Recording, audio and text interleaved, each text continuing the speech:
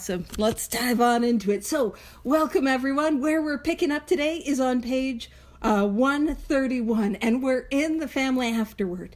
And what we've been talking about as we've been navigating this chapter is the difficulties that a family will experience. Oh, now I remember what I forgot. I had to put some in the chat. Hold on. There's that.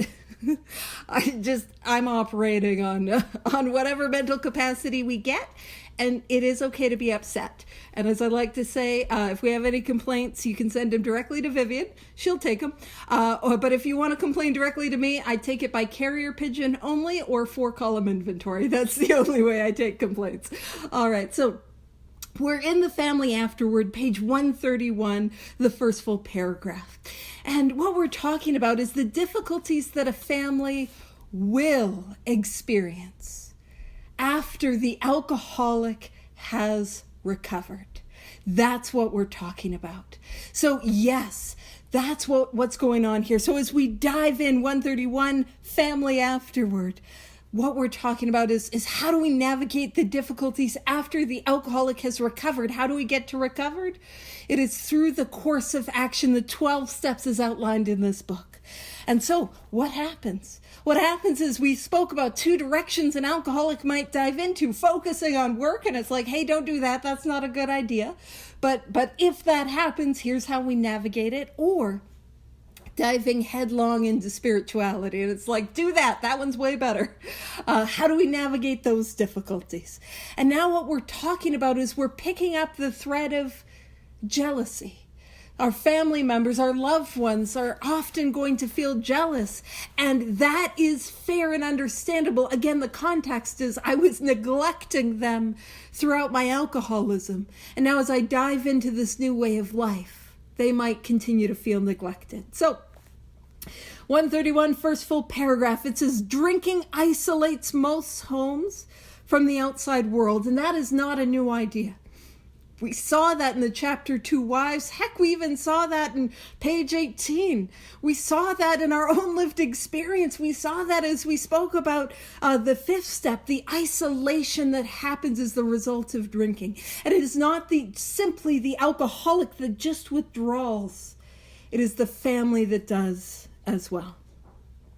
Father, so in this case, the alcoholic may have laid aside for years all normal activities, clubs, civic duties, sports. And these are some of my favorite things. It's really just sports. And it's really just, I love saying sports, go sports. But we isolated ourselves and weren't participating as productive or even active members of society. It says, when he renews interests in such things, a feeling of jealousy may arise. Now, if you remember, when we have spoken about jealousy earlier in this book, we spoke about it, of course, in relation to infidelity. But it was described as that most terrible human emotion. And that is jealousy. And actually, I'll talk a little bit about jealousy because I'm off on a tangent. Thank you for joining me. And what is the thing about jealousy? The root of my jealousy is a feeling of insecurity at the core of my being. A feeling that I am not enough and that I do not have enough.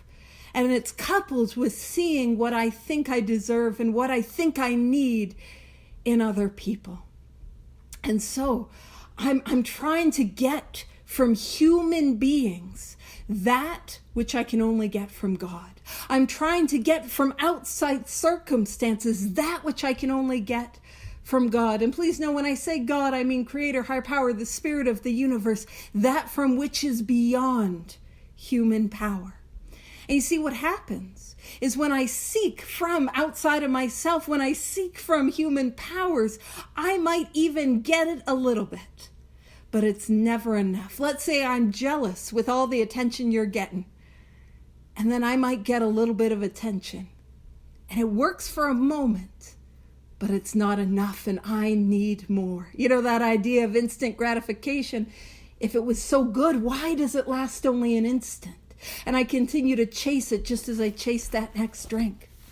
And if I get, now keep in mind, don't. Like, if I get the promotion at work, clearly I am not corporate laddering anything. That looks like steps, and that's unsafe. I'm not climbing stairs. Actually, I should say stairs. Want nothing to do with them. Steps, love those. 12 of them in particular. Alrighty. But that idea is, if I see somebody climbing that corporate ladder, getting that promotion at work, getting that bonus, I feel like they're taking from me, because I feel like the world is a finite entity. And if they take and if they get, it takes from me. And again, even if I get that bonus or that promotion, I still don't feel whole. But what happens, and what I've experienced as I've continued on in growing in these 12 steps as a way of life, is I have awakened to the reality that when I seek from God, it is infinite God rather than my finite self. And that is a well that does not run dry. And there is more than enough. So you get the validation. It's not taken from me. The more you get, the more I get it as well. The more the world is truly one of abundance. And I know that because I want to share it with you. And the more that I give to you, the more that I receive. And so for me, when I fall into that feeling of jealousy, I know you guys would never, you're spiritual giants. But when I fall into jealousy, and it's a little thought in the back of my head when it's like, what about me? It's like, uh-oh, I'm in trouble. It's that little voice. And I know you guys can't relate even a little, but me, what about me? It is a sign that I have fallen out of alignment with God's will. It is a sign that I've sat my butt in the delusion of the God chair, and I'm trying to get from things that could not possibly give to me in a meaningful and sustainable way. So that's just my jealousy tangent, which I actually didn't expect to go on, but here we are. Hopefully that didn't make it. I was going to say, hopefully that didn't make anyone jealous.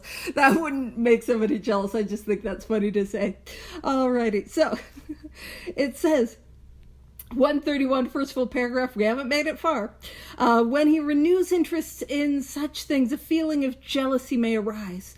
The family may feel they hold a mortgage on dad so big that no equity should be left for outsiders. And I want to emphasize that is understandable.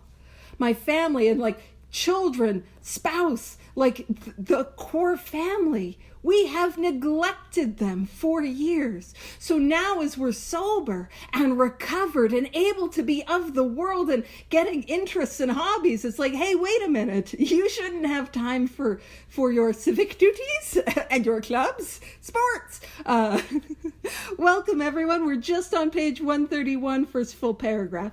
And so that's understandable. They're trying to hold a mortgage, which is to say ownership of, like if you have a mortgage, it's the bank that owns the house, and that not a slice of that pie should be left for outsiders. That is understandable based on how I treated them. And it wasn't even intentional. That's the power of alcoholism. Alcohol demanded my time and my energy and my resources. And it says, instead of developing new channels of activity for themselves, mother and children demand that he stay home and make up the deficiency. And we might read this and be like, wait a minute, is the book saying that spouses and children need to put up with it? No. What we're going to see is in this next paragraph, the God-centered path. And that's what this often, I find the family afterward is about, where there are genuine complaints and genuine disagreements. And how do we find that God-centered path? Now, and it sort of implies, what could the family do when they're feeling jealous, which is find activities of interest for themselves. That is a positive action to take. Instead of, actually, there's an Al-Anon principle, and we'll talk about it as we get to the end of this chapter, because it's one of the quotes at the very end, but it's live and let live. And what's interesting about that Al-Anon quote, or that Al-Anon little parable, not even a parable, but live and let live, is often we're really good at the let live. Okay, you do you. You do you, buddy. But we forget to live. I get to do me too. I get to find the things that are enjoyable for me as well. I get to explore new avenues, new interests. I get to cultivate a life worth living. And which makes sense in Al-Anon, because so much of Al-Anon is rooted, or the illness as it manifests in those who need Al-Anon, and I'm saying as somebody who's done some Al-Anon, clearly, I need it. It's that desire for control. And to let go of that control and that fixing and that managing, I then get to focus on me. And that's so important, because I'm where the problem lives, regardless of how I'm approaching this chapter. I'm the problem. There's a song like, hey, I'm the problem, it's me. That's me. Yeah, that's who I am. Alrighty. So it says at the very beginning, and so again, the beginning of this way of life, it doesn't take long to work these steps, to take the course of action and to recover. That's the thrust of what we're talking about, is that like these are the directions after the alcoholic has recovered. And this is the course of action we're called to take. So at the very beginning, the couple ought to frankly face the fact that each will have to yield here and there if the family is going to play an effective part in the new life. So we're going to have to find some compromises, which is rude. Compromising? That's not fun. Why can't I just do what I want? I mean, not that anyone can relate to that level of selfishness and self-centeredness, but like I grew up skipping school and watching Maury, where you'd have the kids be like, I do what I want. You know, I have that engraved in my brain. Y'all don't know me. I do what I want. And that's how I lived my little life. And no, got a consideration of others, which is what we were talking about earlier, the difference between trying to control them and being thoughtful about them. So what I also want to emphasize is it talks about an effective part in the new life. These 12 steps are not a project. These 12 steps are a way of life. And this is how I live my life. So again, as we go through, we've been emphasizing hopeless and way of life and hope and all these things. So that's again that theme that these 12 steps are a way of life and how I live my life. And I love that it says effective, because that's always my goal. I am always seeking to be effective. Not fix, not manage, not save, not control, but how can I be effective? And if something's not working, can I be more effective? Now, this is an interesting line. It says, Father will necessarily spend much time with other alcoholics, but this activity should be balanced. Now, this, I know I spoke about this last week, but this is the only place in the entire 164 pages where the word balance is used. It's the only place. And to be fair, as we were talking about last week, I know I got some spiritual vertigo. This girl, and I have real vertigo, that's why I can make that joke as well. But I got that spiritual vertigo as well. So it's like, I am not balanced. I have a sponsor that's like, could you do a little less? And he's also very clear. He's like, I don't ask anyone else to do that, you know? So I am not balanced. But a lot of times we talk about this idea that like, I've got to find balance. And I speak about this quite a bit, where it's like, I sort of recoil from that word balance, because whenever I think balance, I think of like a server in a restaurant, and a server at a restaurant holding all the plates and all the trays, trying to balance all of them. And that's got me at the center of my life. And I ought not be at the center of my life. What needs to be at the center of my life? God. And that's why I talk about being God-centered. And here's the thing about finding balance. I don't know if it works. I don't know anyone that's found it, you know? And that's part of why I like God-centered, is because God-centered to me implies that there will be times where I need to spend more time focusing on family. Of course, I've got to have sponsees that I'm working with. But there's some times in our life where I got to be focused on, diving in, working with as many people as I can. Maybe life started to hit and I got to do another 4 through 9 because it got busy, it got hectic, it got lifey really quickly. There are times where I need to lean in a little bit more. And so that's sort of my take on balanced. But also, the only place it talks about finding balance is in balancing my family responsibilities with my responsibility to help other alcoholics. So balancing being of love and service to my family and helping other alcoholics to take these 12 steps. That's what gets balanced. And I kind of hear that from people who are new and have not recovered, where it's like, I want to find balance, and I can understand that. Or when people are like, I don't want my whole life to be AA. And of course, I can understand that. Especially, when we're new and it's like, man, I don't want to hang out in church basements or Zoom all my life. But hold on. You see, when I'm new to Alcoholics Anonymous, before I've taken the course of action that is the 12 steps, it's like I'm in the ICU.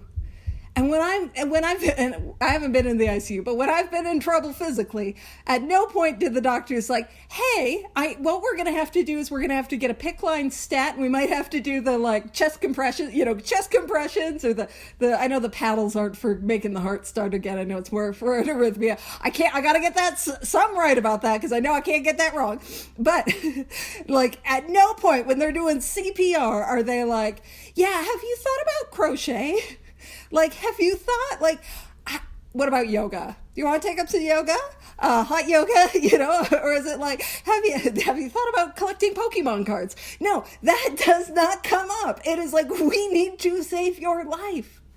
And if I am new to Alcoholics Anonymous, or have not taken the action of the 12 steps, I'm in the ICU and I want to play Pokemon Go. You know what I mean? I'm focusing on the wrong thing. But here's the thing. If I dive into these 12 steps, and that's what we're going to see in these paragraphs, if I dive into these 12 steps with complete abandon, I will then have the freedom to show up to every area of life the way I've always wanted to, and to find new avenues of life that I never thought possible. And here's the coolest thing. Now, it's not really talking about this, but this is my experience.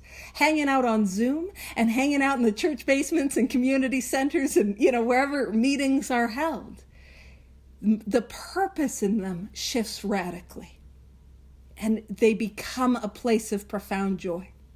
And what I mean by that is how I show up to my family is how can I give?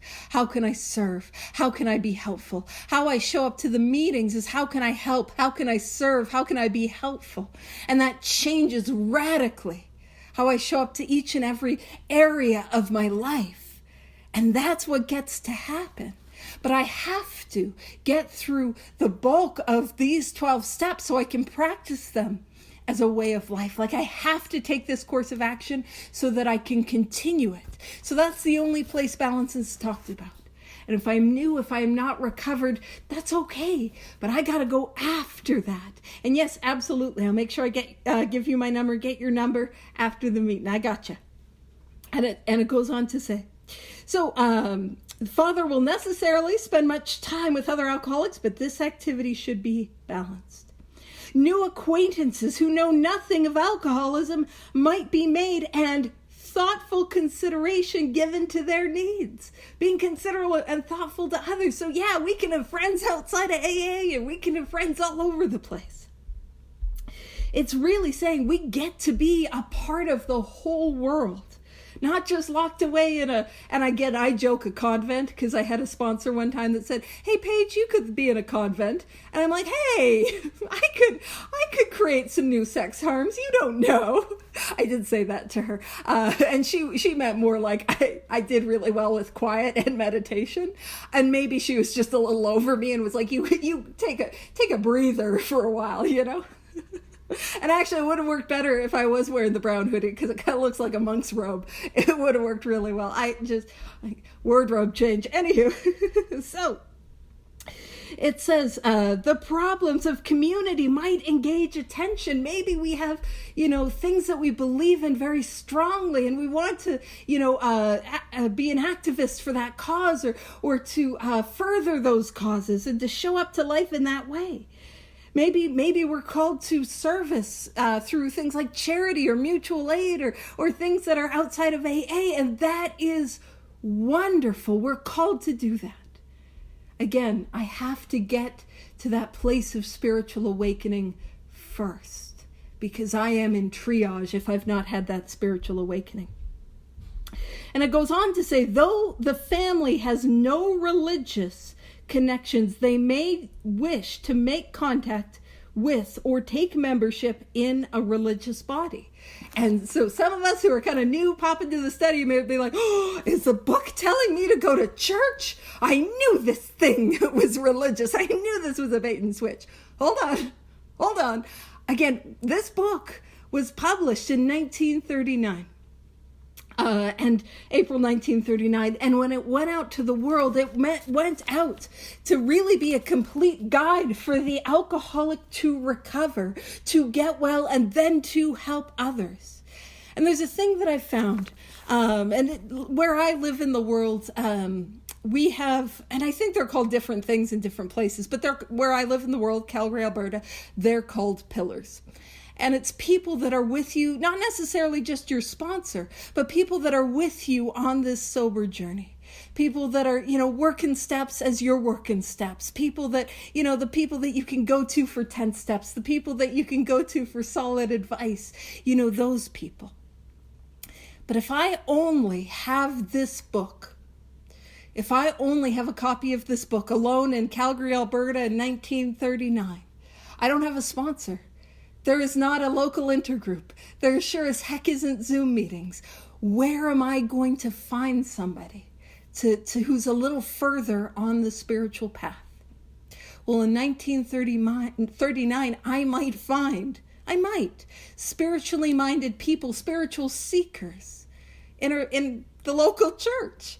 Now, in 2025, that has blossomed into so many options. You got books, you got audiobooks, you got different like lectures, you got meditation apps, you got yoga studios, you got all these different things, podcasts, speaker tapes. You have so many options to seek. And so we don't have to take that, as like, it's making me go to church. No, but when we've awakened spiritually, often we want to continue to seek, always rooted and grounded in these 12 steps. But I get to continue to seek, and that's what it's talking about. And so, if you do feel called to a religion or a religious organization or an avenue of spirituality, go do it. Go have fun. Stay rooted in the actions of the steps and continue to carry this message to others. But man, go do it. Go do it. All right. It goes on to say, and again, I think this is, the book knows. The book, it just always meets us where we're at, where it's like, hey, wait a minute. And it's like, hold on, it's going to meet us where we're at. It says, alcoholics who have derided religious people. And that's to express contempt or ridicule people that were alcoholics who have been judgmental of people in religion, which, what? Us? It's almost like that was one of the main barriers that many of us brought when in the chapter We Agnostics. But it says, alcoholics who have derided religious people will be helped by such contexts. Being possessed of a spiritual experience. So because we have had a spiritual experience that happened as the result of the 12 steps, the alcoholic will find he has much in common with these people, though he may differ with them on many matters. So it's not saying you have to join a church, but that idea of how do I continue to grow spiritually? And it really can be helpful to continue to stay on the path. I always like taking sayings that I've heard in AA that I'm like, things like meeting makers make it. And like, well, my experience tells me that's not true. And then recontextualizing them and seeing them in a new way. And, we often hear that like, where it's like, stick with the winners and it's like, but don't judge people. And it's like, wait a minute, how do I do both of that? But it's that idea of like, if I like, and trust me, I do not. If I want to go to the gym, and let's say I want to get abs, again, no interest in abs. I like carbs and cheese. But there was a time in my life I had abs, and you guys know I got my little sticker that says abs did not lead to abstinence. Couldn't keep me sober. But let's say I want to go to the gym. And it's a lot easier for me to go to the gym when I'm connected with other people who are going to the gym. And not just that, people who are excited about going to the gym.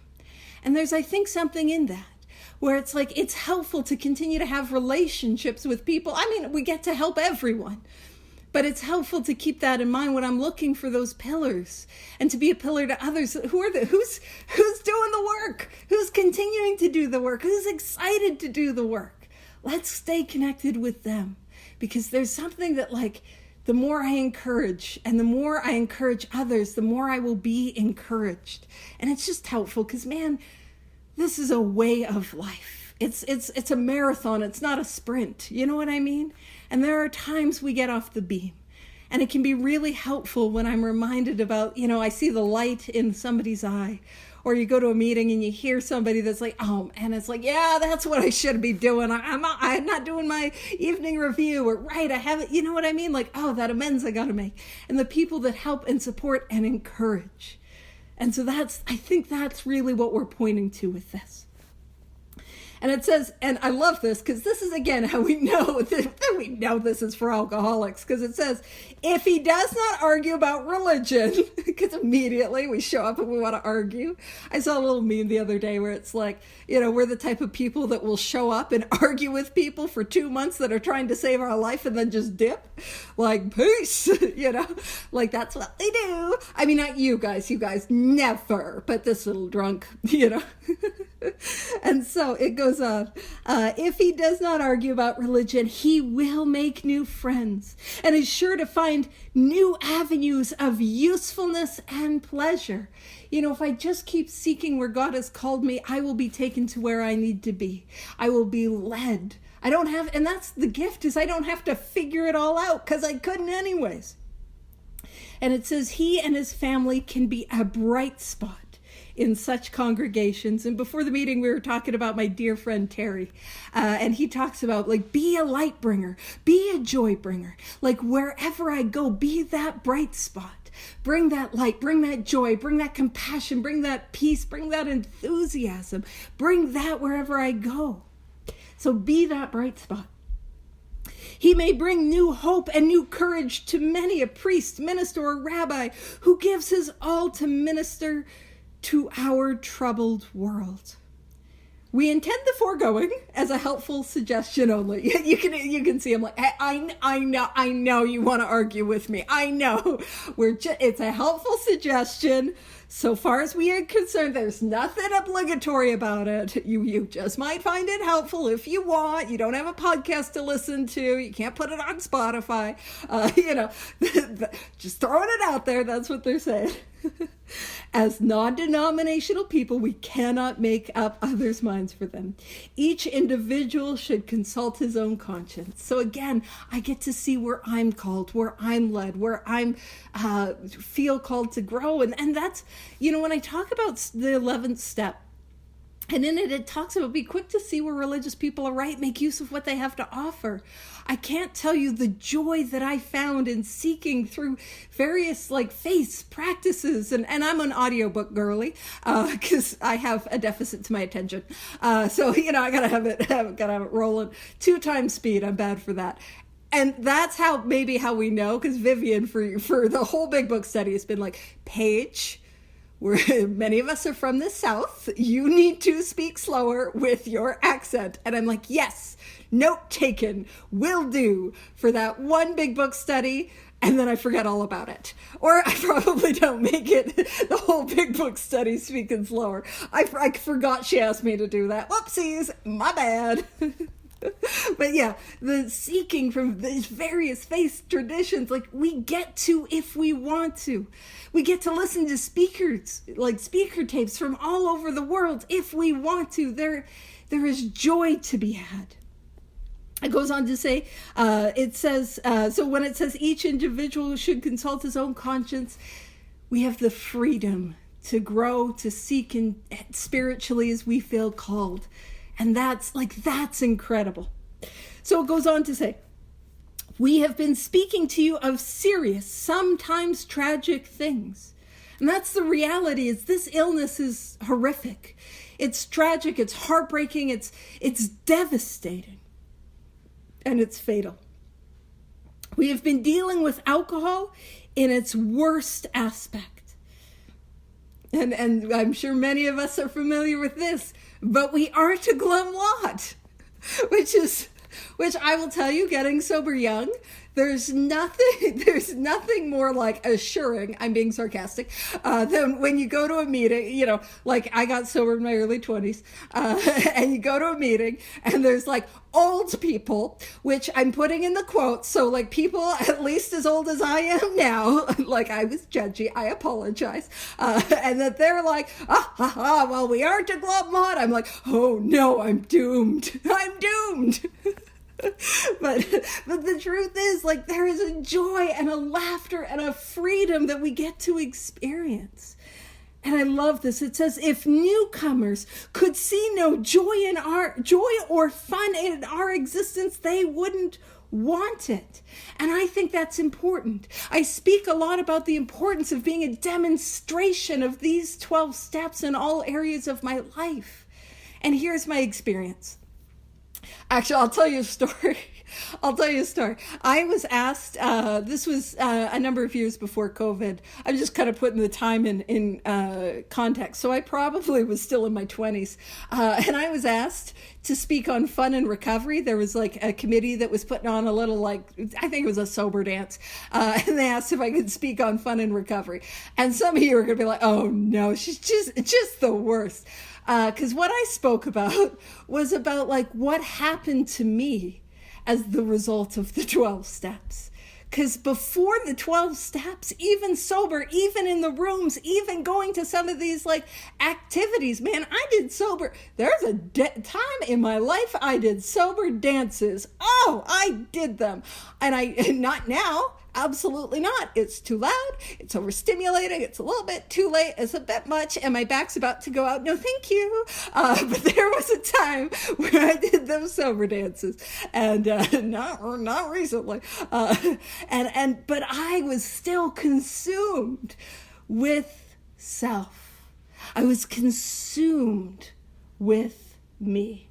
Oh, and yes, what we do is we save the last 5 minutes for shares back and that sort of thing. Absolutely. So we do have that. We just have that at the end. And then we always go over, so don't you worry. So I was consumed with me. So I would be at the sober dance. It's bumping. They're playing their, I don't know. I don't even know what year it would have been. But we're playing the hits. We're playing all the music. It's great.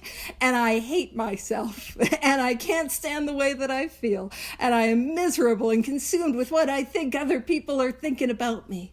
You could take me to the happiest place on earth, and I will be dripping with malaise and suicidal ideation. Because that is how I show up to life, miserable and stuck in self.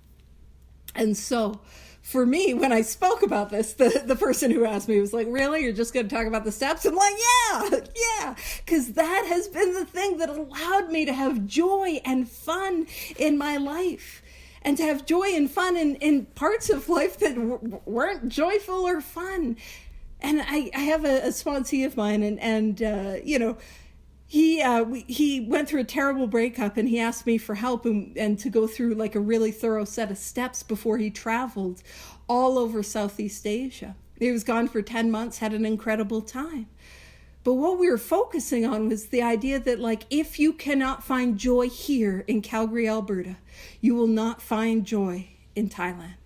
If I cannot find joy in the middle of Iowa, now I'm not hating on Iowa. I have a feeling I would love Iowa. I'm here for corn.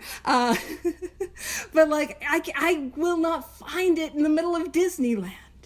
And so that's how it's like, I need to demonstrate that joy and that fun in my existence.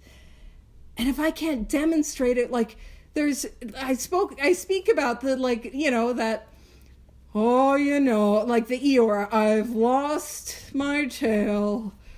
You just don't drink and everything will be, and then you can be happy and joyous like me. It's like, that's not, no, bless you. No, that doesn't work. It goes, yeah, I know it's the worst when I catch sneezes. It's habit. So it says we absolutely insist on enjoying life. This whole thing is so much more than just don't drink. It is about enjoying life.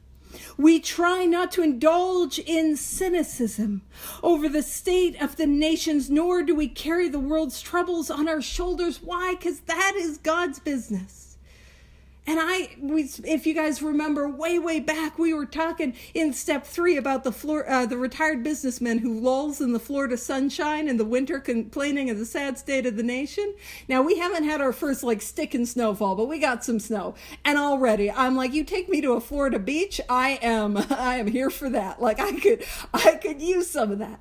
But he's not there. He's not in the moment. He's not in the here and now. He's thinking about things that he has no real control over. And I can get obsessed with things that are outside of my control and miss the beauty and the reality of the life that I have in the here and now, which again is not to say if I feel called to certain causes to be a part of, to be a part of social change and those sorts of things, absolutely do that. Don't you worry at all. I have a deficit in my attention and I can get distracted, but then I come right back on it really quickly, as I'm doing now. And so we can truly, it's like the sneeze thing. We really, truly, we can enact change and we can be a part of social movements and that sort of thing if we feel called. But it's the difference between that and being worried and obsessing about things I don't have any control over. That I get to leave in God's hands. It goes on to say, when we see a man who is sinking into the mire that is alcoholism. Now that mire, it's a beautiful description for that quicksand. And if you remember on page 8, Bill's story, he talks about how his step one experience really was when he felt that quicksand had stretched around him in all directions. He had met his match. He had been overwhelmed. Alcohol was his master. That was his step one experience. The experience and the realization that he could not get out of this on his own power. And little did I know, I grew up in the 90s, so just going to throw that out there. And the media in the 90s, one of the biggest threats that I thought I would have to face as an adult was quicksand. And the only quicksand that has proved I have not fallen into quicksand in a literal sense my entire life. Now, keep in mind where I live in the world, it's pretty dry, so fair enough. But it's not. I also have not had to utilize stop, drop, and roll, thankfully. Glad I learned it, but just throwing that out there. But the only quicksand that I found myself in was the quicksand of alcoholism. And unfortunately, the kids' shows didn't tell me about that one. I didn't know how to get out of that one. And so when we see the person who is sinking into that mire of alcoholism, that quicksand of alcoholism, where it's pulling them down no matter how hard they try, and the more they struggle, the more they're pulled in. It says, we give him first aid and place what we have at his disposal. So the first aid in a very literal sense is often detox, because alcohol withdrawal can be quite deadly. It can be fatal. So that first aid is often kind of a literal first aid. But what do we have to place at his disposal? What are the tools that I have? Well, it is these 12 steps and my experience with them. And if you think about literal first aid, listen, if I need first aid, I'm going to ask probably Eileen, because that's probably in her wheelhouse. But it does no good if you have me showing up and I'm like, I don't know how to tourniquet. I'm going to tourniquet based on vibes. If you need a tourniquet, you want somebody like Eileen who knows how to do that. You don't want somebody like Paige who's tourniqueting based on vibes. You want the actual response. And that's what is a reminder that I'm called to be experienced with these 12 steps. And the only way to get experience is by doing them and continuing to do them. And the only way to get experience in helping others is by helping others and trying to carry this message. This whole thing is about what I do, not what I think or believe, or it's about what I do. So it says, It goes on to say, for his sake, we do recount and almost relive the horrors of our past because we're sharing our experience with the physical allergy and the obsession of the mind. And we're sharing our experience with the illness that is alcoholism. Why? So that alcoholic can say, oh yeah, I'm in quicksand. I'm milking this metaphor for all it's got. I got to share what it was like for me to be in the quicksand and tell you my story so that you're able to be like, oh, I'm just like that. And yeah, the more I try to stay sober on my own power, it doesn't work and I keep sinking. Oh, maybe I'm like you. That's what we're talking about. It goes on to say, so for his sake, we do recount and almost relive the horrors of our past. But those who have tried to shoulder the entire burden and trouble of others find we are soon overcome by them. So when I set myself up, which I've done, to fix them, to save them, that joke about like, oh, Sue, you got the Incredibles shirt. It's like Edna Mode, the no capes, no capes. It's not safe, no capes. I'm a gal, I was putting on the cape and it got me. Like I want to save the day. That's not my job. My job is to show up and offer you what has worked for me, to take your hand and put it in the hand of your loving, all-powerful creator, the higher power of your understanding that you're going to know through experience. Take your hand, put it in God's hands to show you how I did that. That's all I'm asked to do. And so that is important. So I'm not there to fix, manage, save.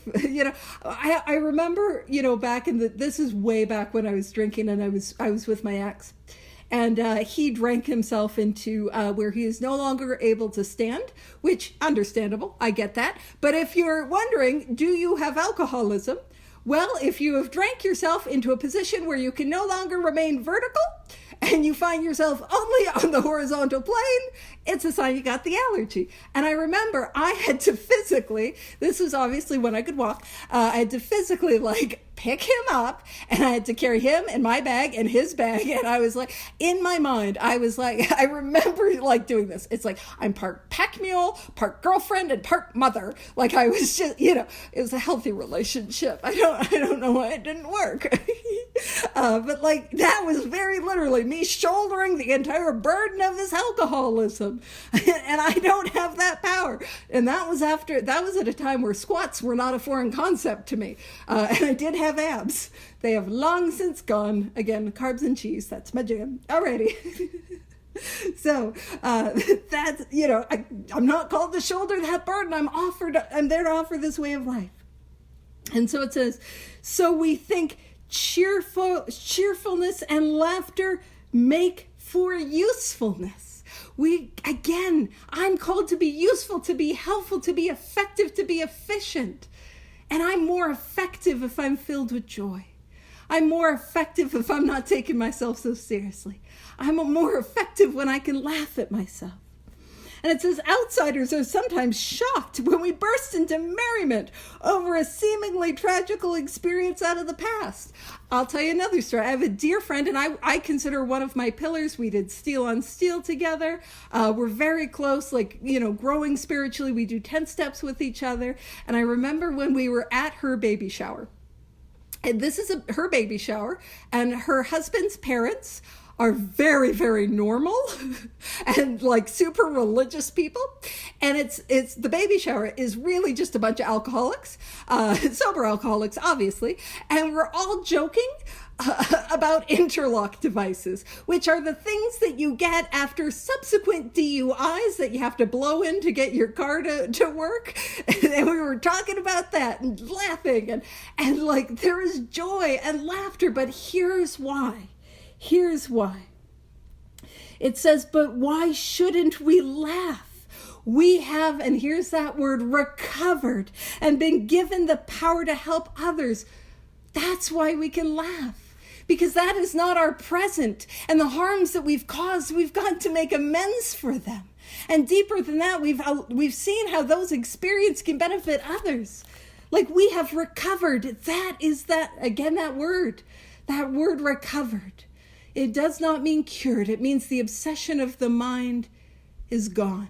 It has been removed as the result of the spiritual awakening which happens as the result of the 12 steps. And we've been given the power to help others. Now, we saw in this chapter one of my favorite pages in the whole book, page 124, where my dark past, because of my willingness to face and rectify errors, to convert them into assets, because I'm willing to face the mistakes that I've made in step 4. And I'm willing to face them in 5 and to face them in 6 and try to begin to be willing to have them right in 6, 7, and to make them right in 8 and 9. The dark past gets converted into my principal asset, my main asset, the thing that makes me of greatest use to the people around me. We've been given the power to help others. And it's wild because it's not just my alcoholism. It's everything that I've experienced. The things that I thought was unfair. The things I thought I was hard done by. If I continue to lean into God, lean into these 12 steps, those things get again transformed into what I get to use to help another person. There is not a single thing that gets wasted. I sometimes do a talk on the economy of grace, or I talk about the spiritual alchemy with whatever mess that I bring to these 12 steps. If I take this course of action, God always converts it into good. And I know that because how often am I riddled with something and then I sit down with a and I'm like, why did I have to go through all that? And I sit down with a sponsee and they're like, hey, I'm going through this thing. And it's like, oh man, I know what to do. Let's go, because I've been there, right? That's what gets to happen. And that's why we can laugh and have joy and be light, because we're not held in the bondage of self. It says everybody knows that those in bad health and those who seldom play do not laugh much. So let each family play together or separately, as much as their circumstances warrant. We get to play. We get to enjoy life. We're called to do that. And it says we are sure God wants us to be happy, joyous, and free. We are sure. And that's a line we might have heard a lot. And here's my experience. I cannot get to happy, joyous, and free until I'm moving with patience, willingness, and labor to carry this message to others. Until I show up with my amends, frank, open, and honest. Like I got to do these things. Honesty, of course, honesty, open-mindedness, willingness, but that honesty, that willingness, that desire to seek and to continue to do this work. I've got to do that to experience happy, joyous, and free. But happy, joyous, and free, if I throw myself into this, is the result. And it was available the whole time. We cannot subscribe to the belief that this life is a vale of tears. And that vale of tears is referring to the misery and the suffering of this world.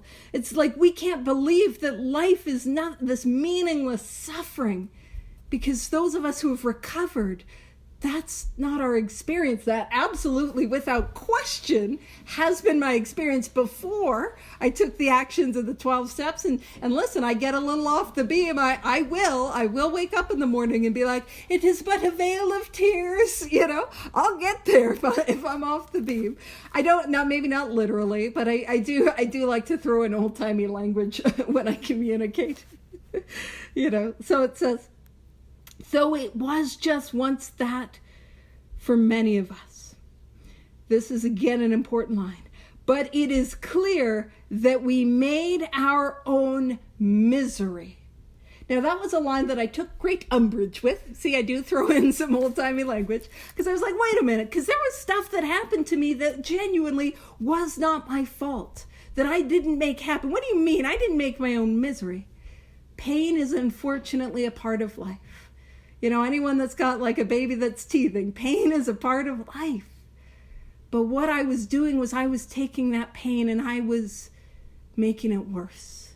I wasn't seeking help for it. I was reliving it. I was reenacting it. I was, you know what I mean? And I'm the sort of, again, talking about who I am without the power of God, higher power, creator, spirit in my life. I will take a beautiful sunny day, again, in Disneyland or Disney World, and I will think myself into suicidal ideation. I will absolutely do that, unwarranted, unprompted, just on my own, left to my own devices. And so I made my own misery. And it says, God didn't do it. God gave me the way out. It says, avoid then the deliberate manufacture of misery. Now, I have been working on a little design of like a factory that's like deliberate misery manufacturing incorporated, because that was me. Like I was like working. We were burning the midnight oil on that. Woo! And I'm kind of thinking like a Victorian era factory where there's no safety precautions. And I'm like, London's getting smoked out. Like, that's what my misery manufacturing was like. No OSHA oversights on that one. So alrighty, it says, avoid then the deliberate manufacture of misery. So don't create my own misery, which, man, yeah, left to my own devices, I will do. But if trouble comes, cheerfully. And I love that that's the direction, cheerfully, with cheer. So, and like, I will tell you that is not intuitive for somebody like me. When trouble comes, it is not intuitive that I would meet trouble with cheer. That's not how I do. And to be fair, some people are like, well, I'm going to meet trouble with trouble. I'm just trying to, when you're a kid and like you're home alone and the doorbell rings and you just like hide, or maybe you're an adult and you still do that, because I'm not here for unprompted social interaction. No, thank you. So I'm hiding under the sofa where it's like nobody's home. That's what I do when trouble comes. I'm like, not here. Nobody answer the door. Don't touch the blinds. But that's the direction to meet that trouble with cheer. And here's why. Cheerfully capitalize it as an opportunity to demonstrate his omnipotence. So when trouble comes, I can face that trouble head on, which is counterintuitive, because it is an opportunity to demonstrate. And I just want to lean into that word, demonstrate. Demonstrate is a word that we see all over this, that I'm called to demonstrate. And how do I demonstrate God's omnipotence? If you're like, what the heck does omnipotent means? It means all powerful. So this is an opportunity to demonstrate God's power. Omniscience is all knowing. And then I don't have any omni words in my little Rolodex of words. I got no more. But I thought I'd throw that definition out there, because if you've heard omnipotence, you might have heard omniscience, all knowing, omnipotence, all power. How do I do this? Because you're like, girl, this is a tall order. What happens when trouble comes? How do I demonstrate God's power in that trouble? Well, the first thing that I do is usually the first direction I'm given after I make a decision that this life is God's life. And that's often inventory. Because I'm usually resentful that trouble came a-knocking, and I'm usually resentful, or I'm afraid because I don't want to answer that door. I'm hiding under the sofa, right? So that's usually. But I can also utilize the directions in the 10th step, which again do not negate inventory, which is to pray. The first direction is to pray. The second direction is to discuss it with somebody. And I'm big on this. I discuss it with them through the columns. I utilize the columns. If I have caused any harm, I make amends. And then I resolutely turn my thoughts to someone I can help. And that's how I can demonstrate God's power. That's what we get to do. And it's a beautiful tie-in to that third step prayer. God, I offer myself to thee, to build with me and to do with me as thou wilt. Relieve me of the bondage of self that I may better do thy will. Take away my difficulties Here it is. Take away my difficulties, that victory over them may bear witness to those I would help of thy power, thy love, and thy way of life. May I do thy will always. And you'll notice thy power, thy love, and thy way of life. Or you didn't pop over to the third step prayer, which I didn't tell you to do, so don't worry if you didn't. But thy power, thy love, thy way of life, that is all capitalized. So I'm called to demonstrate. And it really is. It's a reminder that when life hits, and man, it does. Life gets a little lifey, which is rude. That I get to lean in. And as I lean in, I get to help others. And all I have to do is just get me out of the way. And this power can flow through me. That's the reminders when I'm scared, when I'm at the precipice of trouble or the unknown or change or things I don't like. I just got to get me out of the way, and that power flows through me. And I was talking about life on life terms. I'll end on this. I'm aware of the time. A minute over. Two now. But when I was doing Steel on Steel, it spoke about, are you living life on life's terms? It was, are you living life on your terms, on life's terms, or on God's terms? And that's where I can get to. Not life on life's terms, but life on God's terms. So with that, I will stop the recording. Boom.